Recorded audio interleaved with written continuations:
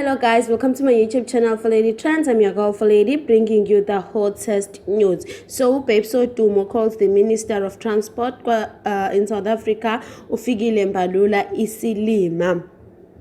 Wodumo umbiza ngesilima after Mr. Fikile Mbalula eposte ku Twitter ebhala ngendaba kokushona kuka uyinene lo mntwana wase Cape Town. Mr. Fikile Mbalula, he wrote, "The blame game is not gonna assist. Let's work together to reverse the scourge of women abuse. We're losing people very close to us. R.I.P. Uyinene Mkhwechana." Wodumo waphendula kuleyo tweets wathena, "Work together one wena Silima. If it was your child or your wife, were you gonna be tweeting kanje?"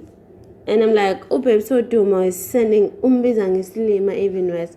So Mr. Fikile Mbalula uze waphendula lapho wathi, "I defended you against abuse by my friend Umampintsha. Today you calling me Isilima." Wow guys, Wodumo on the other side, Instagram yakhe, she's saying, "No guys, this is not me." She's saying that again, that her Twitter account is hacked. That's not her.